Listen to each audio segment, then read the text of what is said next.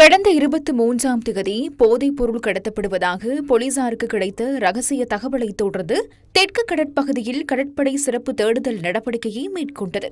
அதற்கமைய 11 சந்தேக நபர்களுடன் 2 மீன்பிடி படகுகள் கடற்படையினரால் கைப்பற்றப்பட்டன. தெவிந்து என்ற படகில் இருந்த 5 மீனவர்களும் சூட்டிமலை படகில் இருந்த 6 சந்தேக நபர்களும் கடற்படையினரால் கைது செய்யப்பட்டுள்ளனர். சந்தேக நபர்களுடன் 2 படகுகளும் இன்று காலை திக்கோபிட்ட மீன்பிடி துறைமுகத்துக்கு கொண்டுவரப்பட்டன. படகுகளில் 184 கிலோகிராம் ஹெரோயின் மற்றும் 112 கிலோகிராமுக்கும் அதிக ஐஸ் போதைப் பொருள் இருந்ததாக கடற்படை தெரிவித்துள்ளது.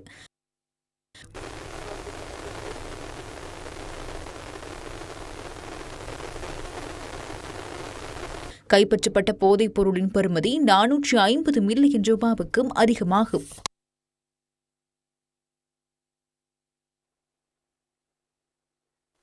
මත්ද්‍රව්‍ය ජාවාරම්කරුවන් මේ රැහැනට කොටු කර ගැනීම இந்த போதைப்பொருள் கடத்தல்காரர்கள் கும்பலாக பிடிக்கப்பட்டுள்ளனர்.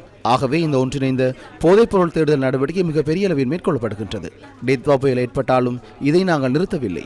முப்படைகள், குறிப்பாக பெலிசார் புலனாய்வு பிரிவு, அரசு புலனாய்வு பிரிவு, குற்ற புலனாய்வு பிரிவின் அனைத்து உறுப்பினர்களும், அதேபோன்றும் சிறப்பு பணிக்குழு, கடலோர காவல் பிரிவினர் ஆகியோர் இந்த பாரிய செயற்பாட்டில் இணைந்து செயற்படுகின்றனர். 2025ஆம் ஆண்டில் நாம் அதிகளவான போதைப் பொருட்களை கைப்பற்றினோம்.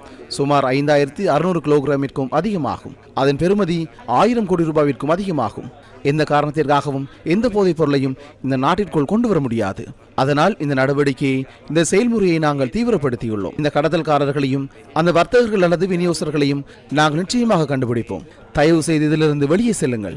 அதேபோன்று இதற்கு அடிமையான எங்கள் அன்பான பிள்ளைகளும் இந்த மக்களையும் இதிலிருந்து வெளியில் செல்லுமாறு கூறுகின்றோம். எவருக்கும் தப்பி செல்ல முடியாது.